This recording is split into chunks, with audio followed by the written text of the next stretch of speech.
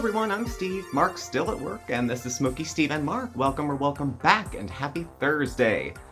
This was a weird-ass week.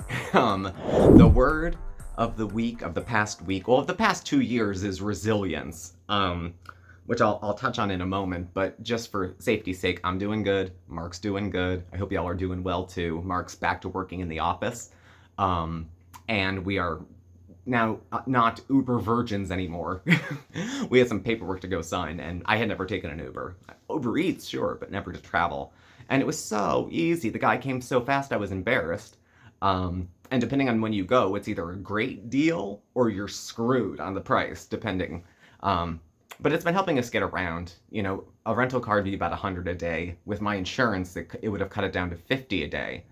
But I mean, in 5 days, we've spent a few bucks a day on Ubers, where the rental we would have been another day. And who knows when it resolves, when the dream car will come by. So, how was this week? Real mental talk. Let's say resilience is something I want to touch on. And resilience has never been one of my strong suits. I tend to collapse into an Ophelian heap at the sight of drama, struggle, strife, whatever. So it's been an interesting week. We had the short week this week because it was Labor Day, which is kind of officially, not officially, the end of summer, end of the beach season. And now we'll be going through this awkward period of 90-degree days with flurries at night. And next thing we know, it'll be fall. So I've had good summers, I've had bad summers, I've had good falls, I've had good falls as far as mental health goes. I could have done probably some more self-care to get out ahead of this. You hear the kitty? Bandit! Aw, the baby. They're good company too. But starting out, stuff we were working on, it was a 4-day weekend, but it was a busy 4-day weekend for a lot of it. And then trying to negotiate with agencies that aren't open because we finally got everything settled out with the car. We didn't buy a new one yet, but we got the money from the settlement for it, and it was good. It was generous. So generous I thought it was incorrect, but like, I'm gonna call them and say, by the way, I think I should be paying more. Not gonna happen. So, going in and out with that, and trying to find who has the better credit, and we coin toss and, look at each other. The last couple cars we had, well, he had this one. I purchased the ones, both of the ones before that. Well, the first one I had, we weren't together. He was just, passenger. And then I ended up getting another one when that died. It was an old Buick Luzerne, and it was so comfy. It was so comfy. A car like that would be $60,000 right now, probably new. But it was really nice. And then we got the SUV, because Mark likes SUVs. And we had left $3,000 on the loan, because we had paid for 3 years on it. So with the total they gave us, chopping that off, that gave us an idea of what we can put down. Having more to put down gives me a little less anxiety, because our credit is not spectacular. But we have the money to put down, and we're both employed. Both of us, when we had our car loans, were paid off. My first car I paid cash, but the other one's paid in full every month. Car payment for me is like car insurance, is like rent.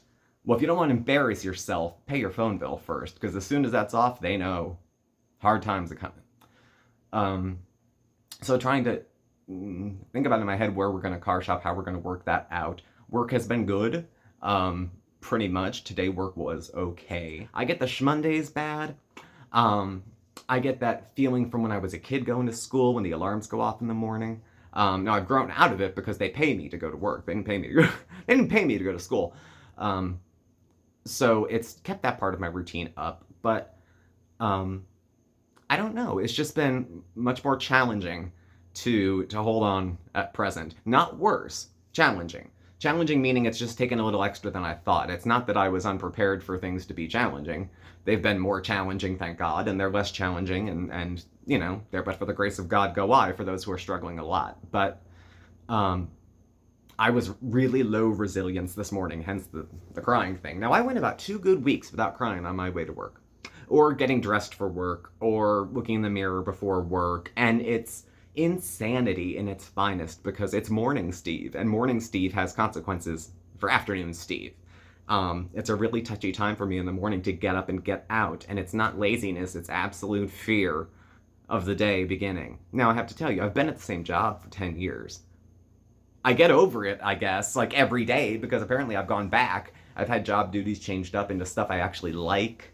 But it's a time of year where everyone's overworked. Everybody is doing a whole lot.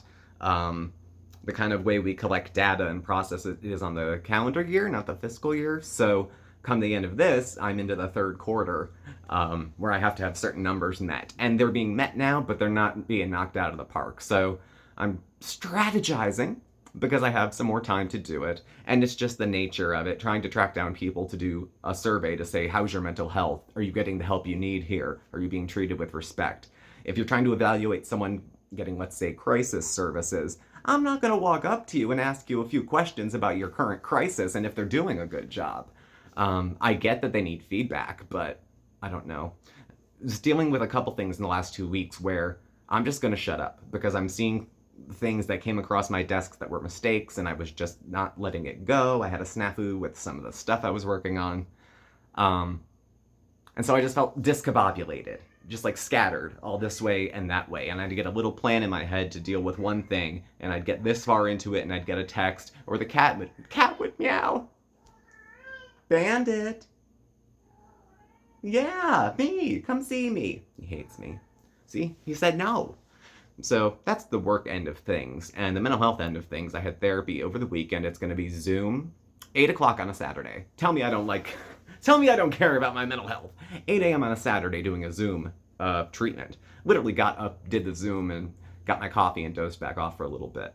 Progress has been made in therapy, which is good, because I didn't want to think it was all for nothing, you know? And I wasn't really thinking that cognitive behavioral therapy or anything like that was going to be actually very useful. I was always a big proponent of medications. Give me more, give me extra. You know, I can walk around like I'm baked all day. And that would be fine if I was still home on disability and that was the best my day could look. And some days it was. Some days getting out of bed was the only big head pat that I was getting. You know, and I think I am just thinking about big over 40 life stuff, you know, what I think is more important than something else, you know. I don't think my work is unkind to the employees. We actually, every other Friday, get a half day of work. The salary is good for human services, and I've been there with no background besides a lived experience. And I have a college degree, but it's not in human services. So I've been around long enough to see, like, how things go when they go well and how they don't when they don't, and people's personalities can get big, especially when things are challenging and technology is not working with you. We had a couple of those minutes this week. Internet's off, everything is the internet. Our phones, the network we're on, all of our laptops and desktops, gone, out, couldn't use the internet. So it shuts everything down to a complete crawl when that happens. And in the interim of, while, you know, we can't use our computers for internet stuff, I can go back in. I'm just making phone calls at the moment to try to shake the trees and find some more people. And I have to be honest, the phone is not my favorite. I do it. I usually do it at work. I just, you know, 2, 3 a day of what I can do. Talking to parents about their children's services, I don't know. But if an effeminate middle-aged man called and started asking you about your young son, it might rub you some way.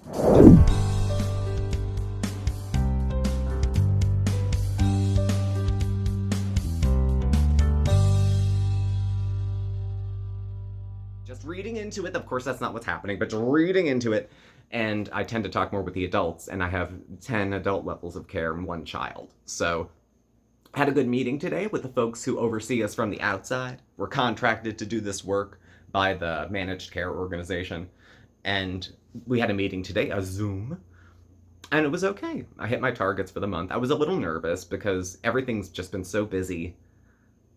Today alone was busy enough that I had my earphones in, shut the door, because it's a lively crew, and I wouldn't get rid of any one of them, even the ones that are I still like everyone who's there, and everyone who's come and gone, and unfortunately there's been a few in the time I've been there. So it is a safe place to go. It's obviously productive. It's somewhere to put my mind and overthinking to good use. So I've kind of bargained back with myself. I'm like, okay. I got into work today, I think at 10 after 8. I don't start till 9. And they don't pay you until you clock in. So I was just there trying to play catch up. I was off yesterday and still trying to play catch up. I got, middle of the day, had to go and return some emails and send some stuff like that. And it was like, oh, God. God!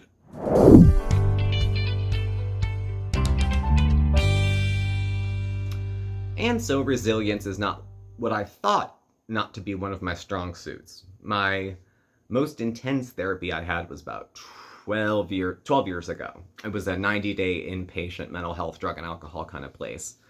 And I didn't think I belonged there, of course. I thought I was much too smart to be there. What's a nice guy like me doing in a place like this? You're always the last to see it. I was the last one to know I was gay, too. Everyone had been calling me for years. Turns out they were right. Who knew? Me, I didn't know. I found out later. So, trying to be resilient as best I can and trying to use humor, self-care. I had another day this morning, was first time in a while that I was weepy getting up to go to work. And it wasn't like that for like 2.5 weeks. It was nice. I had a morning routine, have my cigarette, go hang out with Oscar for a little bit, to give us both a pep talk about how the day is going to go. And then I see him when I get home. I go for a walk on my lunch break. There's a hospital next to us. I go get a soda and do some walking and vape a little bit and try to just get through the first part of the day.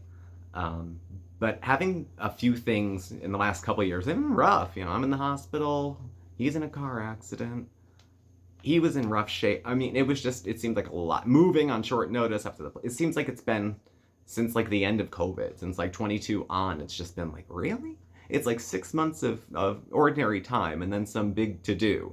And we've managed the big to-dos. Leaving the first apartment, going to the next one, having to move everything with, I don't have a lot of strong young men in my circle of friends.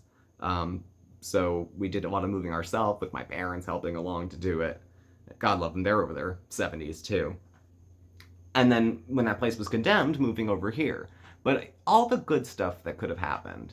So we got this place as we were leaving the one next door with housing and everyone there having us leave. She had said as we were leaving, "Are you guys leaving?" Yeah. She's like, "Oh, there's an apartment here on the first floor." "Oh yeah, I'll text the guy. He knows me. I'll text him later." She put it forward and we found a lawyer. She vouched for us because we were good neighbors and had a nice garden. And she's cool. She's probably my favorite neighbor, I think, that we have. We have maybe 4 apartments in here. No, 5 apartments, I would say. And we are on the first floor, which is perfect for Mark because he can't take a lot of stairs. And there's no stairs really in here except to go down to the basement to do laundry or up here. I'm about 2 blocks from work, and we're without a car at the moment. So being able to just go from here to my responsibilities 2 blocks away is great, actually. I take a nice slow walk in the morning, have a proper cigarette, because in the morning it has to be a cigarette. I can't vape myself awake. And just try to be like, the job that I just knocked on the door and asked if they were looking for volunteers for, and 10 years later, it's enough money to live on, finally. And I don't know. Things are going well, even though they're not going so well. The resilient part I'm trying to do is keep light of it.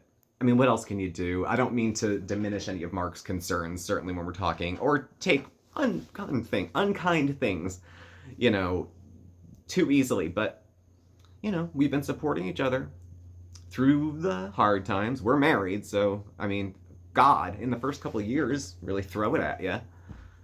And since then, we've had move on short notice, condemnation.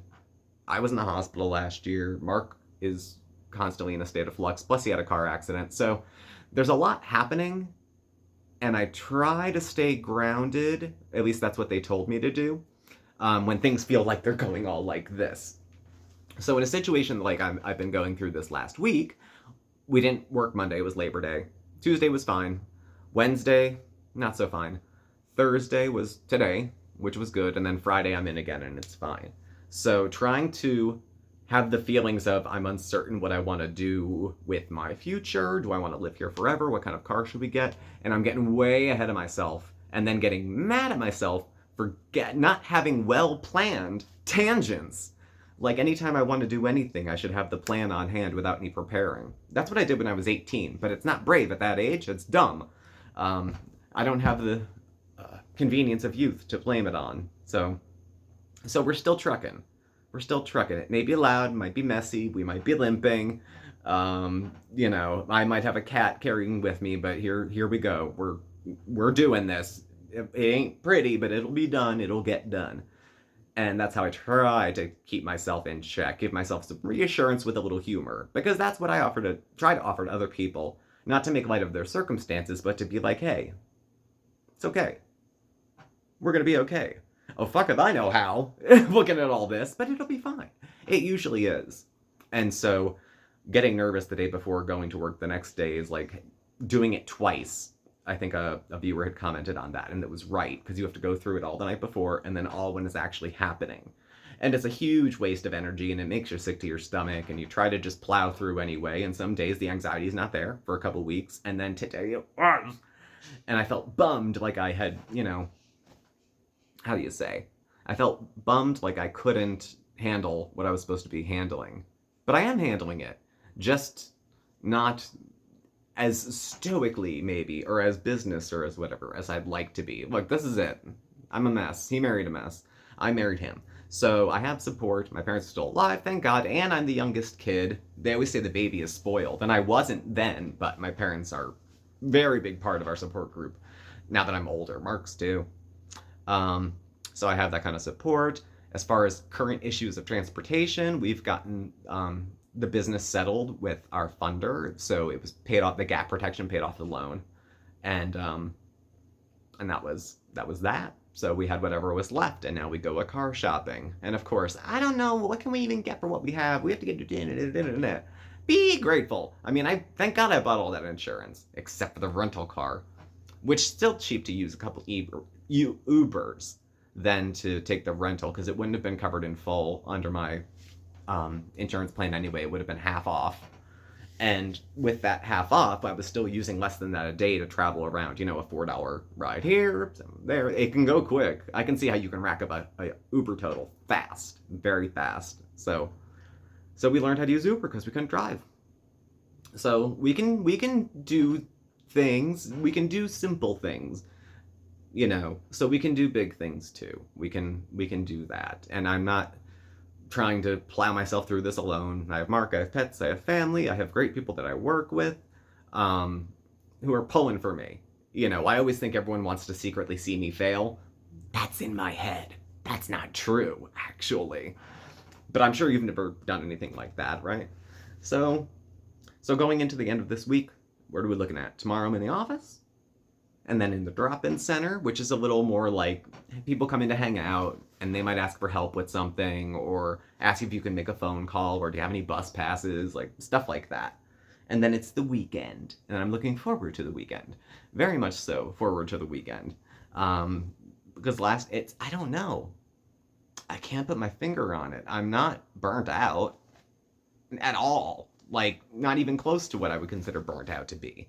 Maybe here and there it feels like it, but not on the whole. Not that some large decision, like time away from this or that, or maybe I'll go on a quest to India to learn about myself and eat, pray, love, and all that kind of stuff. See, 40. All this time I spent, how much time is left, what am I going to do with it? And instead of thinking of the big questions like that and fantasizing about having things going well and planning for resilience if they don't, and I get so stuck in the day-to-day of bullshit that like I forget, between having a history of attempts and injuries to self and all the other things I have going with it, the serious bipolar disorder, the addiction. And so it's quite possible if all my risk factors kicked in at once, I could die in 4 minutes, essentially. Because all the groups I was a part of, it drops age expectancy. Add smoking to it, and it goes further and further down. Smoking rates are higher among the LGBTQ community, too, than other folks. So, I'll stop rambling. I'm not making probably as much sense at the end of this, but I just wanted to say that it's been tough to be resilient. Today wasn't the easiest day to make it look flawless. I know I try to. I usually do. But no, today was not a day to keep it flawless. I was visibly probably agitated going through the day today. But that's done. I'm here. You're here. Mark will be here. I have an emotional support animal. He's here too. And we're just going to do what we need to do to get through the next day. You know, my routines are important to me, and I try to get new ones and keep them. And this new one I had of going in early and then getting myself settled in work before people come in works the days I do it. I don't know. I just gotta plug through. I gotta stop whining and just plug through. So I'm gonna take a note from Mark and just grin and bear it. And, you know, we'll take whatever comes as it comes, whether it's money, life, death, transportation, employment. It happens. I'm not so special. Like, why should I think, like, why did this all happen to me? Why not? It had to happen to somebody, so I guess me is who it was. So trying to put some distance away. I'm not special. That's what they call terminally unique. That's that Chantal shit. That she's so special she's gonna die because she is so uniquely fucked up that no professional could possibly put a dent in it. And it's respectful of her to not waste any professional's real time if she's not intending on getting well. But we'll catch up on that when we do our next coffee talk on Sunday. So thank you for joining me. Thank you for being a soundboard. I hope I made you think. It made me think to talk. And I hope if it's not entertaining, I'll get rid of it. But thank you for being here. Thanks for watching. Please do subscribe. Hit the notification bell. You get alerts when we have new videos and go live. We're on Facebook, Twitter, and Instagram. All of our contact info is below. Thanks, and we'll catch up with you very, very soon. So thanks for indulging me. Hang in there. I'm gonna hang in there and not be a baby about it. Just a little emotional, and you're gonna hang in there, and you're gonna be fine too, okay? So take care of yourselves, look out for each other, and we'll talk soon. Bye! Mark's not home yet. Bye from Mark.